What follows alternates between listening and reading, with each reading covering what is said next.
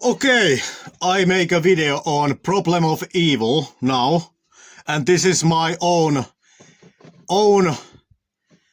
Theodicy, meaning the defense against the problem of evil. Systematic answer to the problem of evil. Alright? My theology about it. Alright? And obviously, like this answer system, which I name the ring theodicy, alright, is the name I give to this system. And parts of it are taken from other theodicy answers or arguments, and parts of it are my own, alright? But in this video, I try to give it as shortly as possible, because like I was thinking that I make some type of a debate format, but they took way too long because they always like start going in circles, alright? So I just make it into a presentation and try to get through it fast. But obviously, like you can go here, Wikipedia problem of evil, and here you can see these theistic arguments if you wanna read more of it, you know the backstory of what all the things other people have said about it. So I'm gonna assuming you're gonna know about the basics here, so I'm just gonna explain my position in this video, and then from my position answer to these 8 arguments against the position, my position, alright? Because I have kinda went through a lot of debates to defend this position, and these are kinda like the 8 points which kinda are fundamental points, you know? Obviously somebody can make another formulation of one of the points, but it's basically the same point. But before we go there, couple of independent points which somebody like should maybe consider. First point is the giver of life point. The giver of life has always positive moral record, because without giving life there is no existence, and hence because existence itself is always better than non-existence. No matter how bad a life was, it was still better than non-existence, and hence God is immune from arguments from evil. God does not owe anything to humans, but humans to God, since humans are on the moral gratitude position, you know? Because God is the giver of life, humans are in the moral gratitude position, not God, you know? So humans should only have obligations, because they are in a moral debt position toward God, from the giver of life point. So from the giver of life, which is an independent point, it already diminishes the total problem of evil. Because God is not the one who has the debt. Humans are the one who has the debt. Alright? So that's the first point. Then the second point, bacteria point. The father-son argument, which is that God as the father should give humans a good life, does not hold, because humans are categorically way lower than God. In father-son analogy, both the father and son are humans, but God the human is more like comparison between a human and bacteria which lives on the skin of the human. So is showering morally wrong then? You know? Look at the categorical difference between God and human. Like God is not a human. Alright? So if you wanna compare God to human to make the father-son point, then you better analog would be to compare human to a bacteria, you know? So do you as a human have a moral obligation toward the bacteria which lives on your skin? I wouldn't think anybody would say so. So therefore also God doesn't have that for humans, all right? Because he is categorically higher, just like humans are toward bacteria, all right? Then bacteria points, like these are independent points. This addresses the father-son argument, and this addresses the problem of evil from the purely logical standpoint. That if there is evil, the assumption is that God should have an obligation to do something about it. But giver of life is already in a positive moral record, so he doesn't have an obligations. He's already done more than you can ever give him back. All right? Then to my ring theodicy, to how it goes. It's built on these 3 yellow boxes. We need existence of love, expression of love, and detection of love. And these 3 things create the requirements which makes this world, which is the test world, best possible solution. Because the existence of love necessitates free will, because only if you have free will can there be love. And the expression of love necessitates moral actions, like if you need to be able to do something which is loving, it has to be possible to do it. All right? So it then necessitates non-interference, which then necessitates naturalism. There has to be a cause and effect, Otherwise you cannot predict anything. If you want to do something good, you are assuming that when you do something, it causes something. And if there is evil and you want to do good in a form of getting rid of the evil, again, then there has to be evil for you to do that good. All right? Detection of love, hiddenness. Detection of love necessitates hiddenness from the ring of Geiger's perspective. So I'm assuming here that the ring of Geiger's is understood what it is. Okay, here, ring of Geiger's, Wikipedia page. So basically what the ring of Geiger's is, it comes from Plato's text, book 2 on the Republic, all right? And in the ring of Geiger's, a man finds a ring, and the ring makes him invisible, and the question is then that what type of a man would still do good even though he is invisible, and hence can avoid all punishments from the evil? What type of a man would still do good even though he has the ring? All right? So this is the Plato's ring of Geiger's question. And the reason why I'm called this Theodicity, the ring Theodicity, is because it's built on this ring of Geiger's principle. That the hiddenness is required because God wears the ring of Geiger's to produce the same effect as if you would be wearing it. So in the test world, God wants to know who is the man who does good even though he doesn't know that he will be punished when he does it because God is hidden. All right? So that's something, the framework which why I'm kind of building this on. All right? That's that ring of Geiger's. Then let's go here, because you have, like, many times people approach this problem of evil point, not maybe considering enough that it's a moral dilemma matrix. All right? You cannot have another without causing something else. You cannot draw a square circle. You cannot draw a circle which has exactly 4 sides, because then it's no longer a circle. So you cannot have a square circle. All right? So we have here the moral dilemmas which exist here. First, we have the existence of love. Do you want it? If you don't want it, then you have robots. If you want it, then you have humans. Free will. All right? And the best possible solution is to go with the free will because you wanted the love. So this is like a basic argument made long time ago by people.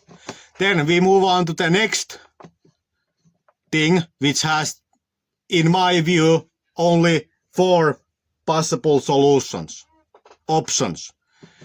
Expression of love and detection of love. All right? You have to have both of these. And therefore, the test world is the logical necessity if you want both of these. Because let's walk through what happens when you are missing one of these. Expression of love. So the hand, this is death world option, which means annihilation. We mean that when Adam and Eve ate from the tree, they would be killed from the spot. And that ended everything. You know? That was annihilation world. That's one option. But I wouldn't argue that it's the best option, because then it ended there. So, it has the free will. It's green, but none of the others, because they just died. Then, one of the other thing, if you don't annihilate, and you want the expression of love is not, and if the expression of love is not chosen, you end up with the prison world, which I call the prison world. All right? We go to treat this case by case later in the questions and otherwise, but I go through the naming of this. This is the prison world. In this world, expression of love is impossible because the expression of evil is impossible, because evil itself is impossible. Because many times when people make their argument from evil, they are making a case that why couldn't God make a world where it's impossible to do evil or harm to exist. So this prison world is that world. And we go through why it wouldn't work, why it's not the optimally best. Then this world I called the hostage world. In that world, the expression of love is possible, but the detection of love is not chosen. So it's black, but the others are green. And I call it the hostage world, because there is no detection of love. I walk you through it, what it means. And this test world, which I argue is the world we live in, has all the things green. It has free will, meaning existence of love has been chosen, expression of love has been chosen, detection of love has been chosen, and this is the test world. And I'm arguing here that this is the best option from this dilemma, because there is only 4 options to choose from, and this comes in a many different forms, but they boil down to the same thing. All right, so that's the framework. We can look at it from the another perspective. First, what do you want to love? No. Yes, no. If not, robot world. If yes, free will. Then, question, moral actions, do you want them? If not, then you go to the prison world. If yes, you go to here, which is evil and good actions are now possible. Here. Then you are asked, verification of action. Do you want it? If not, you go to the hostage world. And if yes, you go to the test world. So these are the options. And the death world, the annihilation is also somewhere here. But it's kind of like straightforward, so you don't have to. I'm not including it here because it's kind of straightforward. Then let's move on. Let's go over these are now the world choices. Death world, which just means Adam and Eve died when they ate from the tree. So they died there, story ended, game over. All right? I wouldn't argue that it's the best world. Then the prison world. So let's walk over the prison world dilemma. Why is the prison world the best possible world? Because in the prison world, there is no redemption. All right? The evil and the good are forever together. You know? And because they are forever together, nobody can get back to God, into the paradise, aka heaven, whatever, you know? Nobody can get back to the good place, because in this world, everything is imprisoned. The man, this man here, wants to tie up this man, to make him his slave, but since this is the world where evil cannot happen, God melts the ropes when he tries to do it. When this man tries to stab this man, the knife melts away because here cannot be suffering. God immediately prevents it. So, what this means, at that these things with this evil man were trying to do with the idea of them being evil are no longer evil, because they don't produce evil consequences. Him trying to tie this man up didn't produce the effect of this man losing his freedom because the ropes melted. This man trying to knife this man didn't produce the death of this man or suffering to him because the knife melted. Alright? But what it also means, on top of that evil is impossible, is that good is also impossible. Because in this world there is no suffering. Nobody is in need of anything. Nobody is hungry, nobody is cold, nobody is poor. So if this man is a good man and he would like to help other people, meaning show self-sacrificial love toward other people, he can't, because nobody is in need of anything, you know? In this world, trying to stab somebody and hugging somebody are equal actions, because neither produce anything good, alright? So this world is therefore prison world, because you cannot redeem yourself, you cannot show yourself to be a good person, because there is no suffering, no need for good people. Alright? And evil man cannot manifest his evil thoughts into actions, because no action is evil, because God nullifies it. And if somebody would say here that God could just see that if the person attempted to do something evil, that therefore he could conclude that he was evil. But note that since there is no causal effect, how would he know that knifing somebody was evil? You know? Because if every time somebody has been attempted to be knifed, the knife has melted, so how would this man even know that knifing somebody would kill him, the person? Because nowhere in history in this world has knifing somebody actually caused any harm. You know? So this man, even though he would like to do evil, he doesn't even know how to do it. He doesn't know that knifing somebody produces suffering, because it has never in this world done so. Alright? So that's why it's prison world, because there is no redemption.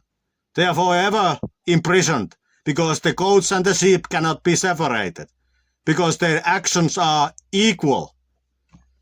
Alright? So that's the prison world and why it's not the optimal world. No redemption. Then the hostage world. Alright? So this world, what it has is that it didn't have the action. Alright? You couldn't do the good or the evil. And it's the imprisonment world. So you remember the hand and the eye were blind. But let's go then here. This is the hostage world. And here, the good and the evil actions are possible. God will not prevent them from happening. But God is not hidden.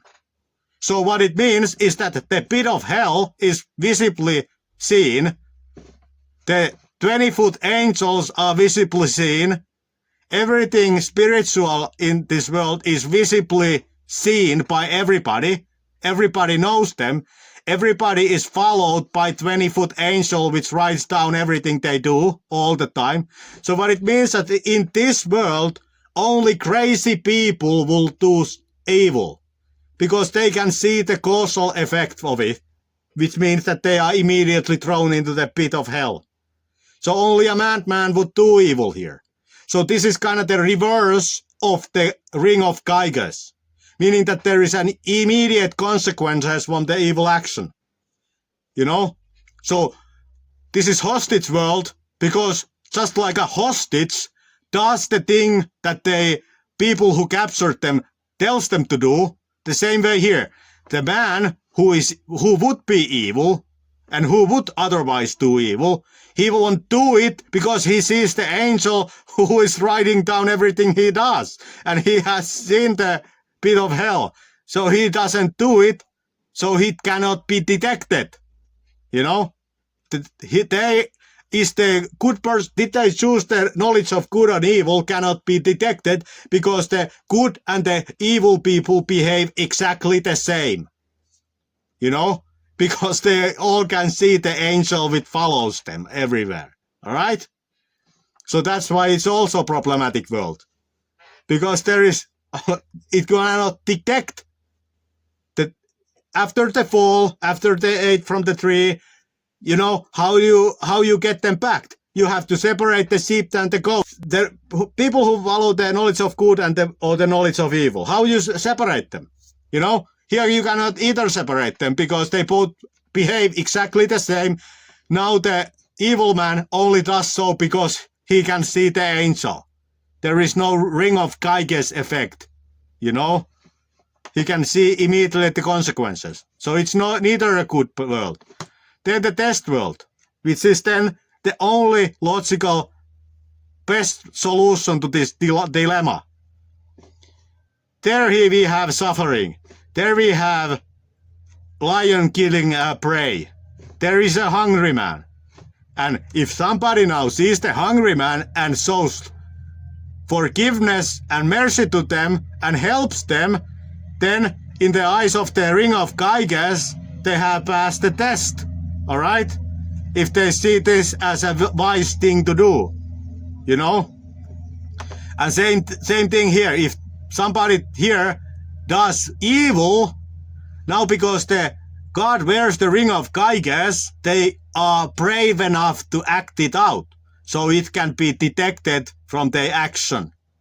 And here, the sorting of the sheep and the goats is possible. All right? So note that we have 3 options in this moral dilemma situation. Trilemma or what for dilemma, whatever name you call moral dilemma where there is 4 options, you know? So this is the reason why this is the only best solution. Because it has redemption. The sheep and the goats can be separated. Here they cannot because they are not even able to do the thing. Here they are not able to be separated because only a madman would do something which causes the 20-foot angel to throw you into the pit, you know? In this world, the reality of hell and heaven is scientific fact, all right? So only this world is the best solution because only it has redemption. Only it can produce the effect of the sheep and the goats to be separated. All right? Moving on. Then let's go to the questions, and which are, in my opinion, kind of like the fundamental points. So let's go over this. Firstly, the problem of Theodicy's pointless suffering. All right? The core question, why is there so much suffering that serves no discernible soul-building purpose or moral lesson? The specific challenge.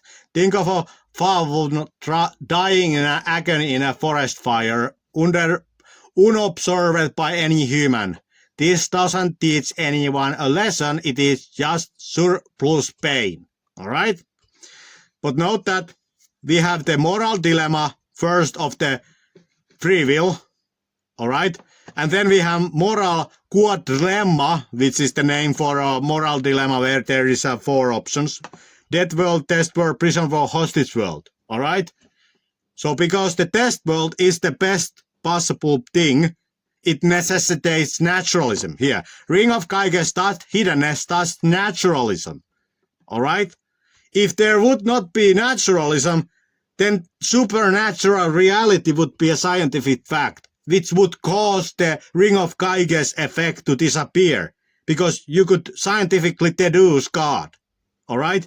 And then you could, faith wouldn't be faith, it would be knowledge, all right? And only a foolish man would then do against what God tells them to do. And therefore the ring of Geiges effect would disappear. But then I add here the one point, admin shielding. What I mean by this is that, not that the theism basically means simulation. You can think about a video game where you have characters and you are playing those characters, but then there is also admins in that game, meaning somebody who is hosting the game, you know, and who has an avatar in the game, and the avatar can break the rules of the game. It can levitate in the air. It doesn't have to follow the physics engine of the game, all right? So note that this is what theism basically implies. So admin shielding here means that it might be possible that God actually shields some suffering which is unnecessary. All right? Like this is, I know this is an argument from silence, but also saying that God doesn't is an argument from silence. You know, we don't know. All right? Because note that the world is, in my theology here, built on the ring of Geiger's principle, which then necessitates the hiddenness. And any type of intervening from God, which would break the hiddenness, is therefore not allowed. You know, I know that miracles, some people can see a miracle, but note that these are never becoming a scientific fact. All right? But there is a boundaries. But anyways, it could be that God is shielding some type of a pointless suffering. All right? I don't know. Argument for silence both ways. To say it doesn't happen is an argument from silence. Saying it happens is an argument from silence. All right? So that's what I'm just saying. It might be that God does shield it as an admin. Or angel as an admin. Whatever. Supernatural being. 2. The calibration lethality problem. The core question, even if a naturalistic illusion is needed to hide God, why is it calibrated to be so extremely lethal? The specific challenge, God should have designed a consistent natural world where cells were more resilient, no pediatric cancer, or the earth was geologically quieter. A milder naturalism will still hide God without requiring extreme agony. Okay?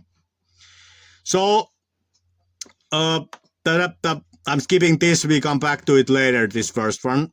The ring of Geigestadt hidden as naturalism. Like, in my mind, this is kind of like saying that you could produce two types of naturalisms. You know?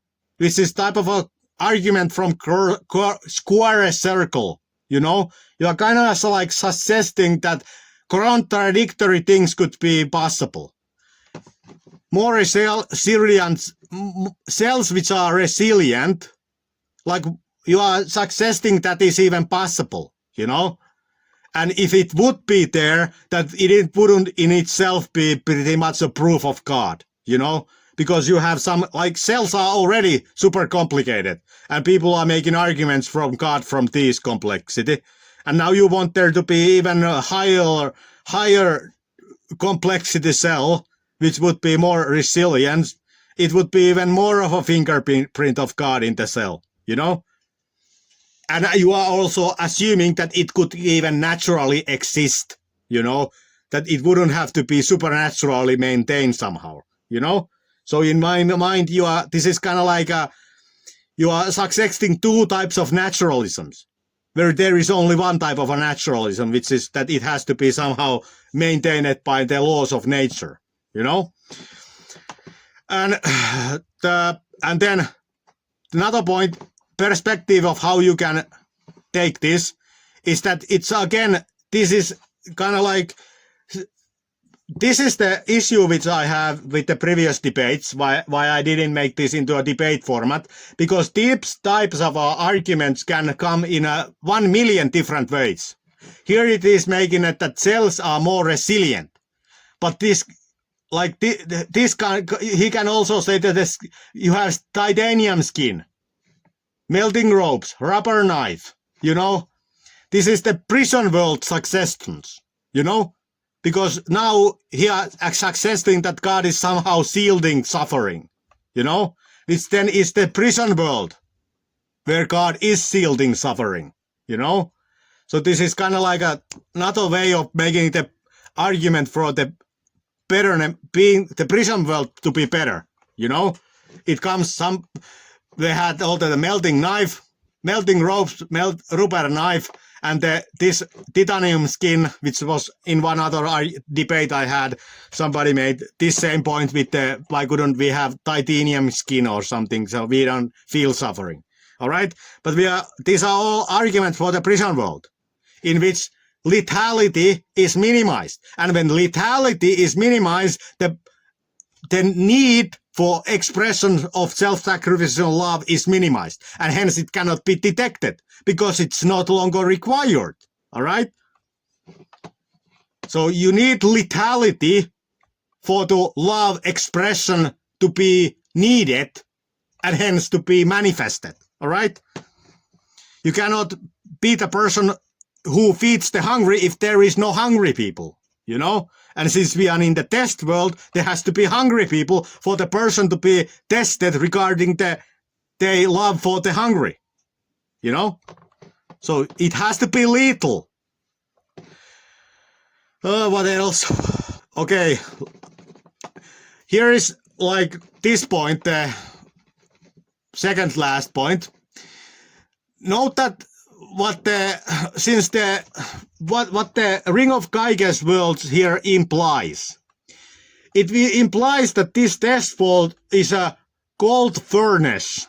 All right, here, cold furnace, which means that the sheep and the goats are put into the test world, which is lethal and has suffering. But the sheep are here to be seen. Are they cold? They go through the fire of the suffering and they come out as gold, whereas the goats burn into the fire. All right? So the paradox here is the cold furnace and the crying wood. You know? Here, if the person is crying, why cannot this world be less lethal? They are basically crying as the wood in the cold furnace. And hence they are self-reporting. All right? They are self-reporting that they are not cold because they are crying as the wood in the cold furnace. You know? It's just as paradoxical as you would put stuff in the cold furnace to gather the cold from it. If the wood which is burning comes to you and says, why is it so hot here? Well, it's hot because you are wood, you know? Oh, what else? Yeah, these are the points. Let's move on. Third thing, the proportionality of time, pre-human suffering. The core question, why did 5 million years of lethal animal predation and disease occur before humans ever existed to take the test? The specific challenge. If the ring of Geiger is for humans, then 500,000 years of sentient agony is a vacuum of human observation, is a massive unnecessary over-expenditure of suffering. All right? So, the philosophy of science points here against this accusation. The duem quote thesis, you can go Wikipedia and read it here. I can read it a little bit. In the philosophy of science, the duet quote thesis, also called this, says the unambiguous falsification of a scientific hypothesis are impossible because an empirical test of the hypothesis requires one or more background assumptions. All right? How I interpret this is that note that in science, naturalism is an axiom. Science does not prove naturalism happens. Science reasons inside of the naturalism assumption. You know? So this question is a loaded question which has the premise of naturalist interpretation of the history. All right? And note that science presumes it. It doesn't try to test is naturalism true. It starts with methodological naturalism. It explains everything with naturalism mechanisms, all right? So obviously then it produces the millions of years, you know? It's kind of like a circular reasoning to make this argument because you are assuming your conclusion. methodological naturalism already assumes everything happens natural mechanism, and then you are concluding everything happened with naturalism mechanism to take this, and then you may use that as an argument, you know? And then undeterminism of theory of data. You can go undetermination in the philosophy of science, undetermination of the undetermination of theory of data, sometimes provided UTFD, is the idea that evidence available to us at a given time may be insufficient to determine what beliefs we should hold in a response to it. All right? So again, this, like the philosophy of science is that science isn't like built to challenge its axiom of naturalism. It's extrapolating from the naturalism. It's in one sense of a philosophical thought play of what if everything is natural, naturalistic, all right? And then note the simulation, the scientific impotence for admin. Okay, let's do a thought experiment here. Let's think we are a character in a video game, all right? And then let's think that the admin of the game, which in outside the analog would correspond to, for example, an angel.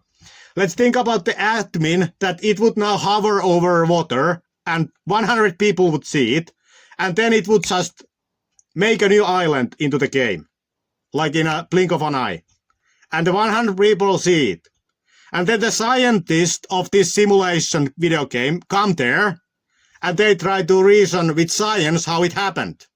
Note that the methodological naturalism forces them to interpret it with naturalistic mechanism, meaning that they would then conclude that the people were hallucinating. They would overthrow the previous data about the seabed, and they would just conclude it had to be wrong because this happened. We just had somehow misinterpreted what was under the water. Maybe there was some kind of geological thing happening and it just naturally elevated the island. And the people who saw the hovering man above the place were just hallucinating and yada, yada, yada. They would be forced into that kind of a reasoning. And then let's go over the jokers of the poker, meaning that many times when the theist and the naturalist are debating, and in a long time ago, like some theists were making the point, for example, fossils and dinosaurs, that Satan put those bones there. And the naturalists were like saying that it makes your theory unfalsifiable, because Satan could have just done everything, because you cannot falsify Satan, you know? So note that naturalism itself has these same cards, which I call joker cards. There are cards which can explain everything. There is no evidence that can come, even theoretically, which these naturalistic joker cards couldn't explain. So let's go over the naturalist joker cards. Miraculous chance, miraculous random chance. For example, design and order we see in the universe. So they say we just were lucky, you know? Like if these constants of the universe would be even tiny bit different, like everything would go, you know, into shit. Nothing is possible. So they seem to be fine-tuned to be so that we can have life. So naturalism already puts out this totally card which can be, you can explain everything with this card. Miraculous random chance, you know? Let's take an analog. The watchmaker argument. You go into a forest and you find a watch, like a watch. Somebody have made it. And then somebody comes and says that nature made it. And the evidence for it is because here, look, there is two sticks and they make an X. They are in a perfect X. And nature made that X. So nature can make order. And this clock happens just this kind of thing. Nature just randomly caused order. There is a tiny chance for it to happening. Everything just happened. And here we have the same situation being applied to the universe itself. You know? You're already playing the card. postponement of explanation. For example, abiogenesis, the beginning of a life from non-life. It's not totally worked out. You can just say, we figure out the details later. Okay? You can explain everything by just saying we figure out it later. You know? It makes the whole theory unfalsifiable if you can just say we explain it later. You know? Even if angel would appear to you today at your room, you can just say, I explain it later. You know? It wouldn't falsify naturalism because you can just say, I'll explain it later. I don't have the answer yet. Then unnatural natural, meaning a paradox. Beginning of time itself. You know, naturalism believes that time started running. How in earth can time start running? Naturalistically. You know, what in the laws of nature allow time to just start running? All right? I'm not talking about what caused it. I'm just talking about it starting. You know, it started. It's totally unnatural for time to start running, you know? So, but it's also, it's allowed. In naturalism, it's allowed. You can have unnatural natural, as if the time start running. So you're already playing that card, which is totally, you can play it everywhere, you know? Again, angel appears to you, you can say the angel is unnatural natural. It's somehow natural anyways, even though it looks like it's supernatural. You're already playing it here. Theory over data. For example, the dinosaur soft tissue found, which they did, which didn't result to the long ages to be challenges, but the challenges of the data. They now reconsider how long a soft tissue can preserve. So, theory over data. You just challenge the data. In my previous analogy about the admin appearing and making the island, they are just challenging the data about the seabed where the island came about and saying it had to be wrong. They already did it with the dinosaur soft tissue. Falsification exemption.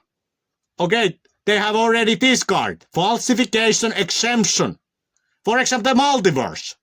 How is the multiverse falsifiable? It isn't, but yet it is allowed in the naturalistic worldview. So you have discard also. You can have theories in the naturalism which is totally unfalsifiable, just like the Satan did it in the theistic model. You have all these 5 Joker cards you can play, which can on itself explain as a group everything. So naturalism itself, due to this Joker of poker, is unfalsifiable. Because these can explain everything, just like Satan did it, can in a theistic model do the same. So, therefore, this assumption is not fair. Because you are treating the naturalistic paradigm itself as somehow scientific, when it is the axiom of it. It's not falsifiable, naturalism that everything happens according to the laws of nature always, without an exception, all right? Philosophical naturalism, all right? So that's the third. Then the fourth, the moral integrity of deception. The core question, if the world is a simulation with pre-baked fossils, we already addressed this, and admin-shielded victims, does that turn Kant into a master deceiver? A specific challenge. If we are practicing agape on a possibly admin-shielded beings who aren't actually feeling pain, then our moral growth is a delusion built into a God-authored lie. Alright? Here is making an accusation that therefore God is a deceiver. Because he's using the ring of Gyges. Because the ring of Gyges, not that the ring of Gyges in itself implies a deception about the presence of God. Because God is hidden. It makes it appear, therefore, that God is not there. And it is a deception. But note that the moral dilemma situation we had here. We had the 4 options. This is a moral dilemma simplification. Because the test world was the best option of the possible worlds. So how you then criticize it as if, it happened in a vacuum? You are criticizing a square circle situation. You are making an argument from square circle. You're basically arguing, why didn't God draw a square circle? Because this is not possible what you are suggesting here. Because this would produce either the hostage world or the prison world, which neither have redemption. And hence, they are inferior to the test world. Test world is not in a vacuum the maximal goodness. It's the maximal goodness in relationship of what is possible. All right? So it's an argument for square circle. And then it's also catch-22. The test world is the best option and potential admin shielding mitigates suffering in it. Yet God would be evil for mitigating evil. So God is evil no matter what he does. All right. Let's think about this thing. So if the test world was the logically best option and God in this best world would sometimes admin shield people or things from excessive suffering, you are now saying that that's wrong. So God is wrong for choosing the best thing and in the best thing trying to do what he can to mitigate suffering. So God is evil for choosing the best and try to perform the best with the least suffering. So you are saying God is evil due to that because you might be deceived by it. Well, I will say that you being deceived by it is a less of an evil than God mitigating evil sometimes. All right? So that's the answer to it. It's an argument for a square circle. And it's a false dilemma, moral dilemma oversimplification. It doesn't recognize that we are dealing with moral dilemmas, as with those trolley problems. Do you pull the lever and kill one person, or don't you do anything and let 10 people die? That's what a moral dilemma is. So we are false dilemma because you are not recognizing we are dealing with moral dilemmas and not just what you eat today. Do you take a hamburger or do you take a sausage, All right, then fifth, the God mode were design dilemma, the catch-22. The core question, why is maximally powerful being trapped in a trolley problem, meaning a moral dilemma, where he must choose between literal torture or systematic dishonesty? The specific challenge, if a perfect world requires a foundation of either real animal blood or matrix to total deception, the very concept of the test itself seems flawed. Meaning that since God is all-powerful, why is God trapped in moral dilemmas? Why cannot God just go beyond it? All right? So this gives us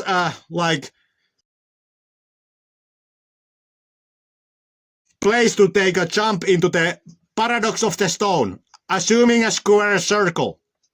This is assuming a square circle, the same way the paradox of the stone. Can God create a stone so big he cannot lift it? These are both assuming a square circle, in a sense. The paradox of the stone isn't in that same sense as this is, but this is basically argument against logic itself, The argument is why has the logic be the way it is, Because why couldn't God make logic the other way? Note that this is you are falsifying your own argument by making this argument because you are making an argument against logic itself. If your argument is built on arguing against why have the logic be so that I'm losing the debate, then you have lost the debate, You have to make logical arguments, Okay, but then let's take a big look on the paradox of the stone because it also explains the Calvinist argument which usually comes about against the free will position. So let's take a look at it here. The creation power over knowledge power is stalemate.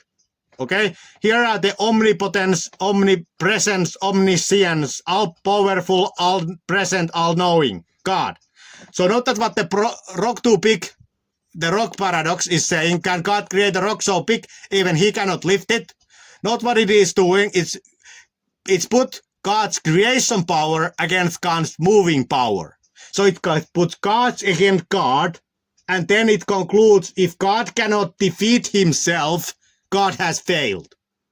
But note that that's not what anybody, like, you wouldn't say that you fail if your left hand is stronger than your right hand. You know, that's not how failure is defined. God is not failing if God cannot defeat himself. All right? So God can, like you can choose, will you let your left hand win your right hand? So God can choose, will he make this be bigger than this or let this be bigger than this? And whatever he chooses, he hasn't lost. Like you haven't lost if you let your left hand defeat your right hand. But then let's look at the free will position because it's the same structure. And here I make also an argument against Calvinism because Calvinism in its basic form accepts this logic. It accepts this logic as valid. It doesn't see this as a flawed argument. And let me explain. Because the free will is basically asking, can God create a will so separate from himself that even he cannot know what that wills to do? This is the basic thing that the free will position is asking. Can God create supernatural other wills, which are the human wills, which are equal agents, causal agents in this world? God has created them. That's what the will argument proposes. And note that how it is similar to the rock too big, because in this it's asking, it's putting against creation power and knowledge power. You know?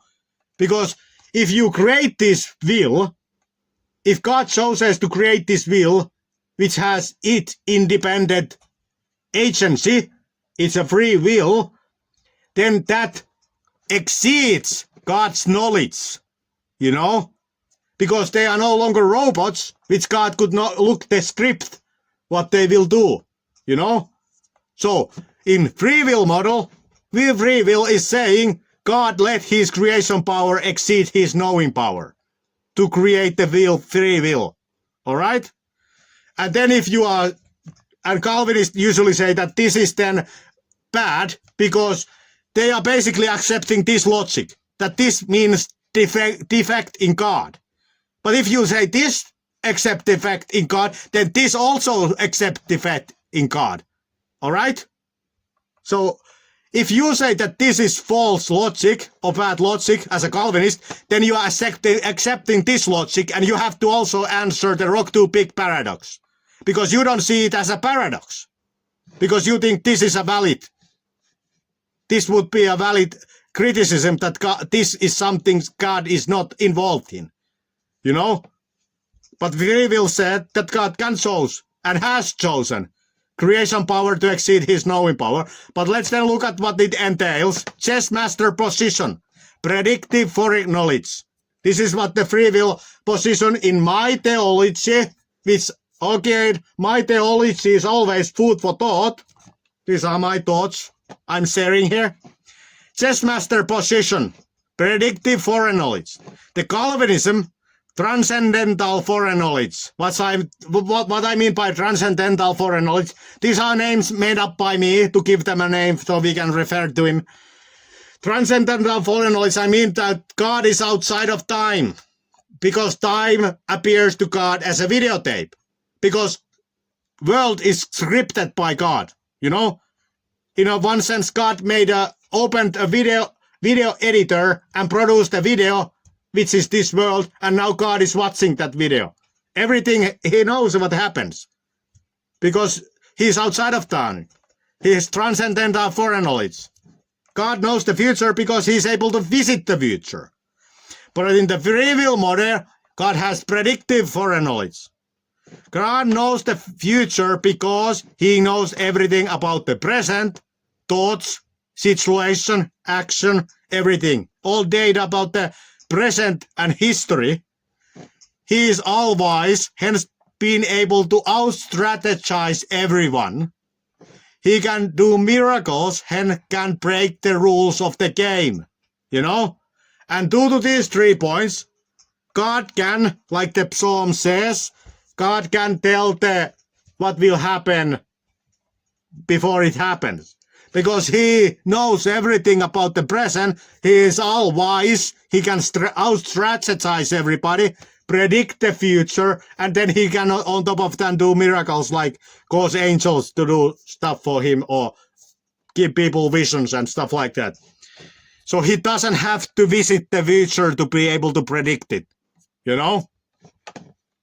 So it's a predictive foreknowledge. That's what the free will, in my honest opinion, entails, you know? So then, and this we went over. Note that the free will here, it implies that the humans, when many people like the Calvinists and other atheists usually say that what causes the good person to do the good? You know, what caused it? But note that in the free will model, the human will is supernatural. So it makes just as much sense to ask what caused the human will to do something as it makes to ask why God did something. What caused God's will to do something? Because God's will is supernatural. He is a real agent. So too are humans free agent. I know we have like a bodies. We are not spirit like God is. So we are not totally similar. So, but that is what the free will position and implies, that the human will is supernatural. It doesn't follow naturalistic causality, so that you could ask what caused it to do something. You know, that's what it is implying. It breaks causality. Then moral integrity of deception. If God is omniscient and perfectly understand our source code character, why make us actually live through 80 years of agonizing noise, trauma, cancer, starvation to prove what he already knows? The specific challenge, using a high intensity furniture of pain to get data an all-knowing being already possesses, makes the world look like redundant, agonizing theater rather than their logical necessity.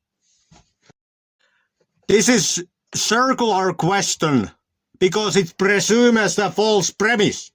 Free will excludes source code, you know? This question could be asked about Calvinism, but not against the free will position, because the free will position doesn't think we have source code, because the will in the free will position is supernatural. It's a real agent, you know? Real agent can be held accountable, and putting a free agent in a test world makes sense because you cannot deduce what it does before it commits to the action. All right? Because God chose creation power over knowing power to produce the free will. All right? To answer the rock too big paradox. Free will, creation power over knowledge power, stalemate. The thing I made previously, consider it. Free will, supernatural human free will. Note that human free will is supernatural. Here he is assuming it's not. And hence it's a circular question. Because it has a premise, it's already assumed we have source code. And making an argument from that, even though the free will position doesn't think we have source code.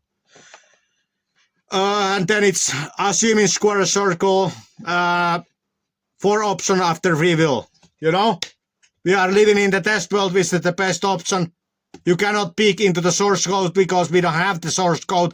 It was in the robot model. You know, the Calvinist robot model has the source code, not the free will model. And free will model has the 4 option moral dilemma situation, and we were living in the best of those things. And hence everything is a logical necessity. That's the answer to this. Then, fairness of Ricket test. How is the sorting fair if the participants have a vastly different starting gear, brain chemistry, genetics, every environment, specific challenge? A person with a neurological predisposition toward sociopathy is statistically less likely to choose agape than someone born with a love overflowing brain. The test seems rigged by the simulator's code before the first choice even is made. But note that these principles are in the Bible. Reciprocal justice regarding knowledge, much given, much required. You will be judged according to what you have been given. And if you are given more, you are required more. Proof text, reciprocal justice, mercy. Proof text, merciful for the merciful. God is appearing merciful for the merciful. Reciprocal justice, forgiveness. God appears forgiving for the forgiving. Proof text, reciprocal justice. Final point. Final sum of the knot is the nature of the will itself. Ring of Geiger's. You know? When you are deducing this and deducing that and deducing this, genetics, environment, brain chemistry, everything will be considered in the knowledge point, you know, and what is left is the free will. When everything is balanced out, you know, if you had bad brain chemistry, you were given lenience, genetics lenience, environment lenience, and, you know, everything was produced into a baseline. What is left is what the nature of your will inside of the ring of Geiger's, all right? So you will be judged on that. You know, to think that the sum would equal to 0 is, again, circular argument from the Calvinistic premise of no free will. From the free will happens that you have genuine choices, therefore they are not summing up to 0 between all people. Okay, then 8. The faith requirement problem. If the goal of the world is the detection of love, why is faith the saving condition rather than just moral performance? Specific challenge. If what is being sorted is love, agape, then why is intellectual assent, trust, or belief in the unseen relevant at all? Why not simply judge actions? And this I answer with the love God, faith to love as wisdom point. Let's go over the point here. Faith, love God, faith to love as wisdom. Person who does good cannot think he is being dumb when doing so. You know, if you think that person who does good thinks they are dumb when doing so, you are assuming that people are eating rocks when they know they are bad for them. Like, this is not what people do. You are assuming a totally irrational person if you are making an argument that somebody who follows love to do it wouldn't also think it's not dumb to do it. So therefore they are thinking it's not dumb, meaning that they think it's wise. So when he does so, he has faith. He hopes that doing so is wise. You know, if somebody does good so that there is no immediate reward from it, meaning he doesn't do it to look good in the eyes of other people. He just do it because he feels like he needs to do it because he has that inclination. He is hoping that it's wise to do so. All right? God makes the path of love wisdom by rewarding them who follow it and returning to them who reject it their mercilessness and unforgiveness as mercilessness and unforgiveness. All right? So note that God justifies love as wisdom. Because when you follow love, God rewards you.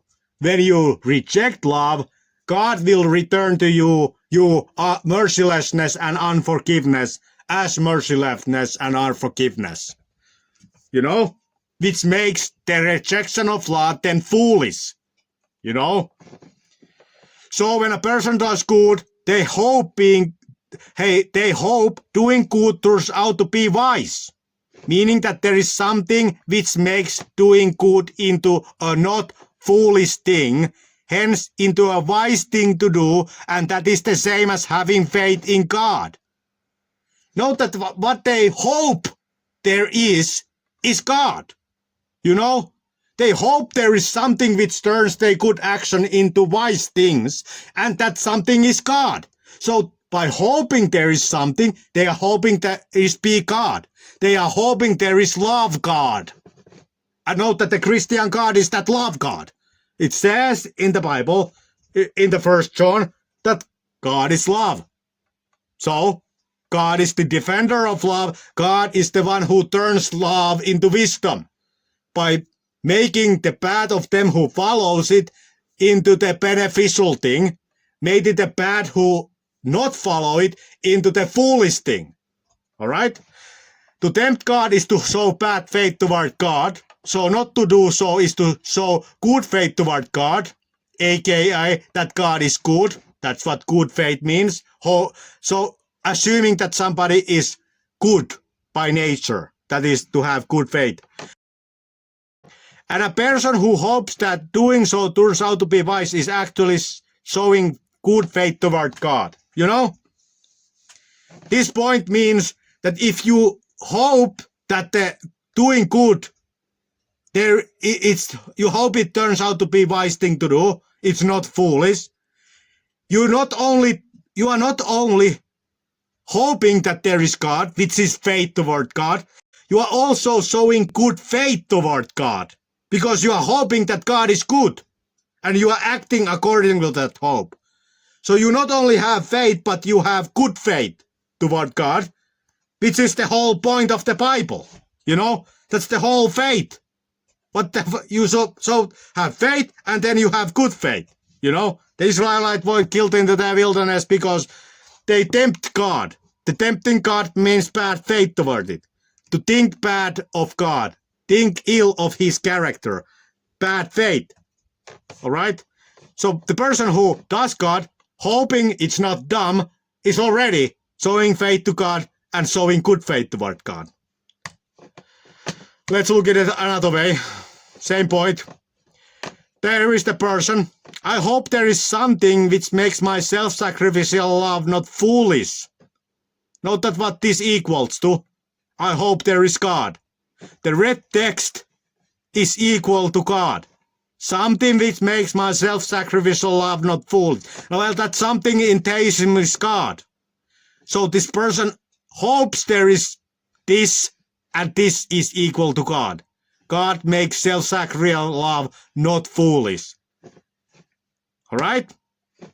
So note that this person confusion in the question arises because they cannot see the connection between love, God, and wisdom. But faith to love as wisdom, rectified by God, being the theology here of love God, connects them. You know? So it's not a riddle why the faith is there. The faith is there because you are hoping, like this person, that there is something which makes my self-sacrificial love not foolish. You know? This person already hopes there is God, but then you could read the Bible, discover the love God, and come to the conclusion, I hope there is God, because God equals this, you know? And then it makes actions of love, wisdom, the beneficial thing, you know? Like Jesus said, do these things and God will reward you. Stuff like that. And so note that it's the ring of Geiges situation, you know? Many times when people make this proportional evil, they assume that we are living in this situation. But no, we are not. We are living in this. We are living in a ring of Geiges. So the correct question, the moral question, is the ring of Geiger perspective. That God wants to know who is the man who still does good even though he cannot see the 20-foot angel and the pit of hell. Because he wants to see who is the person who hopes love turns out to be wisdom. And them hoping so reveals what their nature is.